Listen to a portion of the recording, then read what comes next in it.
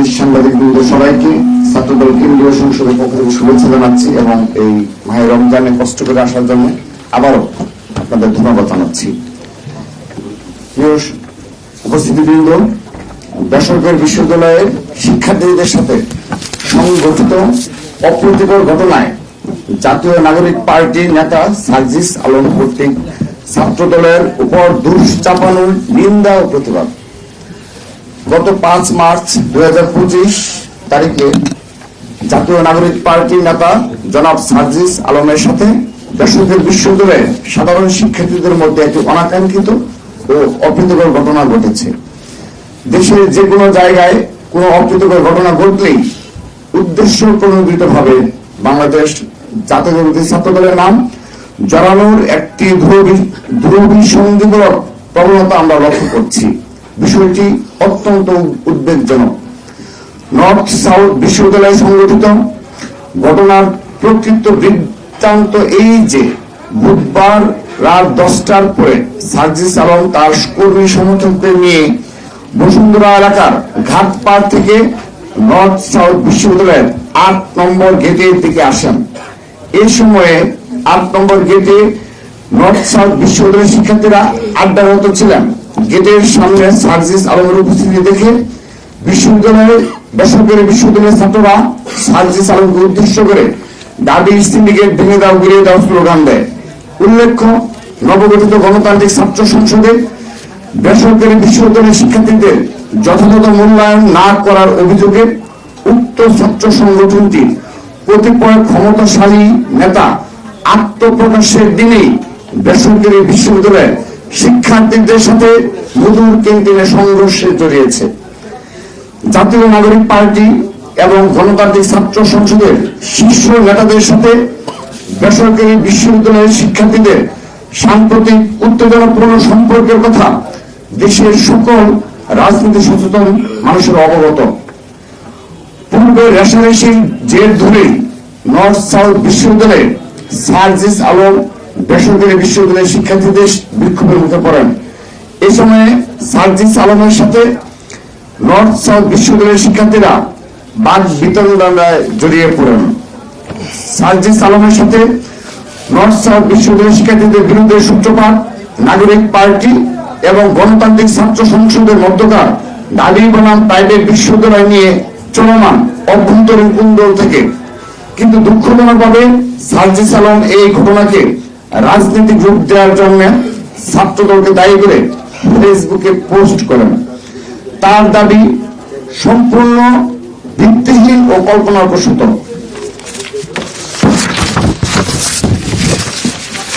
সার্জিস আলম তার পোস্টে north south বিশ্ববিদ্যালয়ের শিক্ষার্থীদের সন্ত্রাসী, দুষ্কৃতিকারী এবং টুকাই হিসাবে উল্লেখ করে নর্থ সাউথ বিশ্ববিদ্যালয় সহ দেশের সকল শিক্ষা প্রতিষ্ঠানের শিক্ষার্থীদের অপমান করেছেন। আমরা তার এই উদ্ধতপূর্ণ ও বিদ্বেষমূলক বক্তব্যের তীব্র নিন্দা জানাই।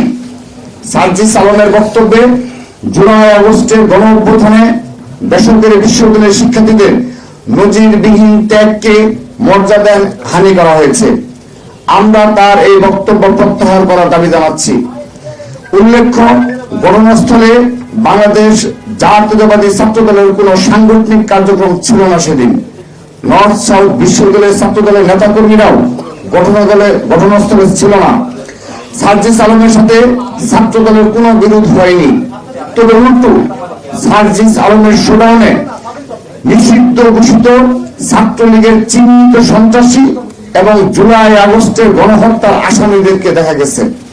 এভাবে জাতীয় নাগরিক পার্টি ও তাদের ছাত্র সংগঠনে নিষিদ্ধ ছাত্রলীগের পুনর্বাসন নেতাকর্মীদের পুনর্বাসন হচ্ছে। আমরা নিষিদ্ধ সংগঠনের নেতাকর্মীদের পুনর্বাসনের নিন্দা জানাচ্ছি। নর্থ সাউথ বিশ্ববিদ্যালয়ের শিক্ষার্থীদের সাথে সার্জিস আলমের বিরোধের মধ্যে কোন ছাত্র দলের নেতা কর্মীর উপস্থিতি ছিল কিনা আমরা তার পর্যালোচনা করে দেখছি। তথ্য সংগ্রহ করার কাজ চলছে। যদি ছাত্র দলের কারো কোনো ন্যূনতম অসাংগঠনিক সংশ্লিষ্ট থেকে থাকে তাহলে আমরা ছাত্র দলের পক্ষ থেকে আন্তরিকভাবে দুঃখ প্রকাশ করছি। একই সাথে বেসরকারি বিশ্ববিদ্যালয়ের শিক্ষার্থীদের সাথে ঘটে যাওয়া ঘটনার দায় ছাত্রদলের উপর চাপানোর কৌশলের বিরুদ্ধে আমরা নিন্দা ও প্রতিবাদ জানাচ্ছি। সবাইকে ধন্যবাদ। যে জুলাই আগস্টে গণ অভ্যুত্থানের পরে বেশ কিছু বিষয়ে আমরা সরাসরি বলছি, বিশেষ করে সার্জিস আলম, হাসনাত আব্দুল্লাহ বলেন, কিংবা আরো দুই একজন, মাসুদ খন্দকার রয়েছে, মাসুদ, এরা যারা রয়েছে তারা উদ্দেশ্য প্রণোদিত ভাবেই ছোটখাটো ঘটনাতেও আমাদের ছাত্রদলের নাম জড়ায়। তো আপনি বিষয়টি লক্ষ্য করে দেখবেন যে আমরা খুব পজিটিভ পলিটিক্স করছি সবগুলো ক্যাম্পাসে। আপনি ঢাকা বিশ্ববিদ্যালয় বলেন, চট্টগ্রাম বিশ্ববিদ্যালয় বলেন, রাজশাহী বিশ্ববিদ্যালয় বলেন, জগন্নাথ বিশ্ববিদ্যালয় বলেন, জাহাঙ্গীরনগর বিশ্ববিদ্যালয় বলেন, ছাত্রদল দ্বারা, ছাত্রদলের কোন নেতা কর্মীদের দ্বারা কোন একটি হলে আজকের দিন পর্যন্ত কোন অপ্রীতিকর ঘটনা ঘটেনি।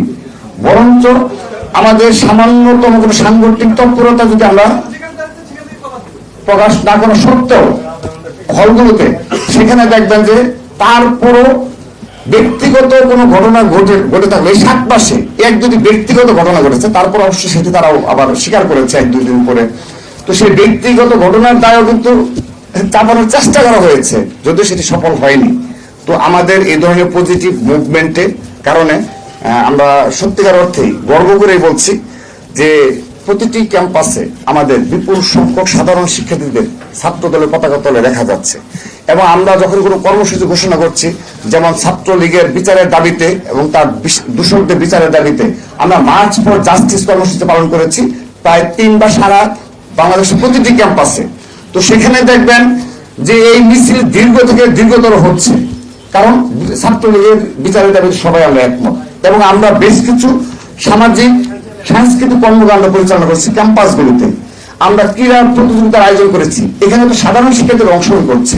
তো আমরা ব্যক্তিগতভাবে বিশ্বাস করি এই ধরনের পজিটিভ ছাত্র রাজনীতি কালচার আমরা চালু করেছি এবং ছাত্রদল একটি গুণগত পরিবর্তনের ছাত্র রাজনীতি ক্যাম্পাসগুলোতে উপহার দিয়ে যাচ্ছে।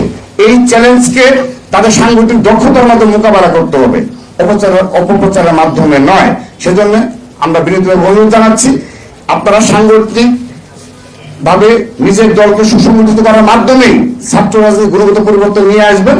এবং ছাত্র দলকে যদি আপনারা যদি মনে করেন যে মোকাবেলা ক্যাম্পাসগুলোতে সে ধরনের প্রতিযোগিতামূলক ছাত্র রাজনীতি উপহার দেবেন, আমরা মোস্ট ওয়েলকাম জানাচ্ছি। ধন্যবাদ। ধন্যবাদ। 2 রকম না, আমরা স্পষ্টভাবে বলছি এই ঘটনায় তাৎক্ষণিকভাবে রাতের বেলায় আমরা দেখেছি যে সার্জিস আলম, যিনি নাগরিক পার্টির নেতা, তিনি সোশ্যাল মিডিয়ায় তার প্রতিক্রিয়া ব্যক্ত করেছে এবং সেখানে এই সন্ত্রাসী টুকায় এই ধরনের উদ্ধতপূর্ণ ওয়ার্ড ইউজ করেছে। আমরা এগুলো নিন্দা জানিয়েছি, কিন্তু আমরা আপনাদের এই আজকে সংবাদের মাধ্যমে স্পষ্ট করেছি আমরা ইতিমধ্যে এই ঘটনা পর্যালোচনার জন্য আমরা তথ্যপত্র সংগ্রহ করছি। এবং শুধু তাই নয়, আপনাদের আশ্বস্ত করছি যে তাহিদ যে ছেলে রয়েছে, তাহিদ, তার সাথেও আমরা কথা বলেছি। তো আমরা ঘটনা পর্যালোচনা করছি।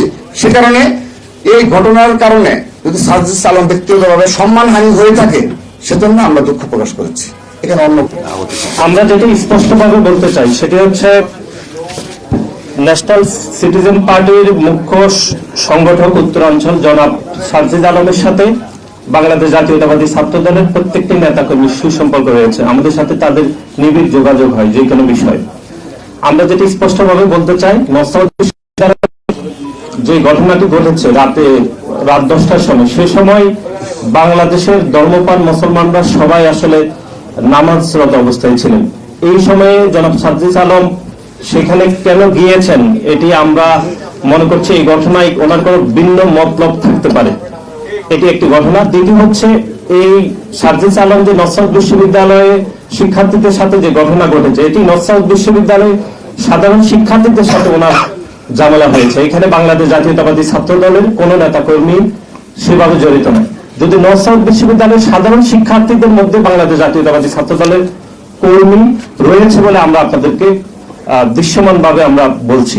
কিন্তু এটি গণমাধ্যমে আমরা দেখেছি যে জনাব সার্জিস আলম, ঘটনাটি সার্জিস আলমের সাথে ছাত্র দলের ঝামেলা বলে তিনি এটি ওনার সামাজিক যোগাযোগ মাধ্যমে তিনি স্ট্যাটাস দিয়েছে। আমরা পুনরায় বলছি যে ঘটনাটি নসরাত বিশ্ববিদ্যালয়ের সাধারণ শিক্ষার্থীদের সাথে জনাব সার্জিস আলমের সমস্যা হয়েছে, এটির সাথে বাংলাদেশ জাতীয়তাবাদী ছাত্র দলের কোনো সম্পর্ক নেই।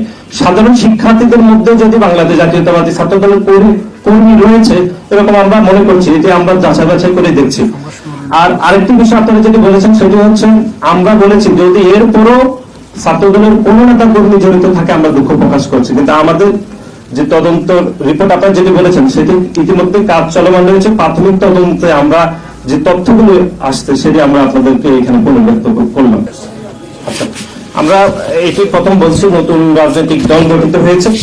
ইতিমধ্যে আপনারা দেখেছেন যে গণ অভ্যুত্থান পরবর্তী সময়ে যারা গণ অভ্যুত্থানের নেতৃত্ব দিয়েছিল, বিশেষ করে আমরা বারবার যেটি গণমাধ্যমে বলেছি যে যারা গণ অভ্যুত্থানের নেতৃত্ব দিয়েছে তারা গণ অভ্যুত্থানের মালিকানা চিন্তাই করার যে কথাবার্তা আমরা এগুলো গণমাধ্যমে বলেছি, একক ইজারাদার হিসাবে তারা গণ অভ্যুত্থানের মালিকানা চিন্তাই করেছে। এবং গণ অভ্যুত্থান পরবর্তী সময়ে তারা নতুন রাজনৈতিক বন্দোবস্তের কথা বলে তারা ইতিমধ্যে একটি রাজনৈতিক দল গঠন করেছে। আমাদের দলের পক্ষ থেকে সেই সিদ্ধান্তকে স্বাগত জানানো হয়েছে এবং বাংলাদেশ জাতীয়তাবাদী ছাত্র দলের পক্ষ থেকে আমরা স্বাগত জানিয়েছি। কিন্তু আমরা যেটি উদ্বেগের সহিত লক্ষ্য করলাম সেটি হচ্ছে নতুন রাজনৈতিক দল যে গঠিত হয়েছে নতুন রাজনৈতিক বন্দোবস্ত হিসাবে, সেটিতে আমরা আসলে নতুনত্ব কিছু দেখিনি। বিশেষ করে আমরা নেতৃত্ব নির্বাচনে খুবই সিলেক্টিভ বিষয় দেখেছি। নমিনেটেড ব্যক্তিবর্গ সেখানে নেতৃত্ব নির্বাচিত হয়েছে, কোনো গণতান্ত্রিক প্রক্রিয়ায় নেতৃত্ব নির্বাচন হয়নি। এখন একই সাথে তারা রাষ্ট্র ক্ষমতায় গেলে তাদের ফরেন পলিসি কি হবে, তাদের অর্থনৈতিক বিষয় পরিকল্পনার বিষয়ে কোনো সুনির্দিষ্ট তথ্য আমরা জানতে পারিনি। এবং বিশেষ করে গতকাল ন্যাশনাল সিটিজেন পার্টির যিনি প্রধান তিনি রয়টার্সকে বলেছেন যে বাংলাদেশের কিছু ধনী ব্যক্তিরা তাদেরকে অর্থায়ন করেছে। আমরা এখানে ওনার কাছে জানতে চাই তাদেরকে যে অর্থায়ন করেছে ধনী ব্যক্তিরা, সেই অর্থায়নের বিপরীতে তারা কি ধরনের কমিটমেন্ট তাদের কাছে নিয়েছিল সেটি আমরা বাংলাদেশ জাতীয়তাবাদী ছাত্র দল জানতে চাই। এবং একই সাথে এই যে তাদের নেতৃত্ব নির্বাচন অথবা তাদের অর্থ সংগ্রহের যে যাবতীয় বিষয়, তাদের ফরেন পলিসি বিষয়ে আমরা কোনো নতুনত্ব পাইনি, বরং বাংলাদেশ জাতীয়তাবাদী দল যখন গঠিত হয়েছে সেই দলের পলিসি গুলো কপি হয়েছে বলে আমরা মনে করছি এবং এটি কোনো দোষের কিছু নয়। সুতরাং সার্বিক বিষয়ে নতুন যে দল গঠিত হয়েছে সেটা নতুন রাজনৈতিক বন্দোবস্ত হয়নি, একই সাথে আমাদের কাছে মনে হচ্ছে এটি আদিম রাজনৈতিক বন্দোবস্ত হয়েছে বলে আমরা মনে করছি। এবং শিবিরের বিষয়ে এখানে বলা হয়েছে, আমরা যেটি দায়িত্বহীনভাবে বলতে চাই, গতকাল শিবিরের সাধারণ সম্পাদক গণমাধ্যমে বলেছেন তারা প্রতিদিন ইফতারে 3 লক্ষ টাকা করে ব্যয় করছেন। যদি প্রতিদিন 3 লক্ষ টাকা করে ব্যয় করা হয় তাহলে এই পবিত্র রমজানে প্রায় 90 লক্ষ টাকা তারা ব্যয় করছেন। আমরা আপনাদের মাধ্যমে তাদের কাছে জানতে চাই এই 90 লক্ষ টাকা একটি সাধারণ শিক্ষার্থীদের সাধারণ সংগঠন হিসাবে তারা কিভাবে উপার্জন করছেন বা তাদের অর্থায়নের উৎস কিভাবে আসছে সেটি আমরা জানতে চাই। এবং বাংলাদেশ জাতীয়তাবাদী ছাত্র দল সাধারণ শিক্ষার্থীদের সংগঠন হিসাবে আমরা সাধারণ শিক্ষার্থীদের জন্য কাজ করছি এবং আমরা সাধারণ শিক্ষার্থীদের জন্য যে অর্থটুকু ব্যয় করছি সেটি স্বচ্ছতা এবং জবাবদিহিতার মধ্যে আমরা রয়েছি বলে আমরা বিশ্বাস করি। সবাইকে ধন্যবাদ।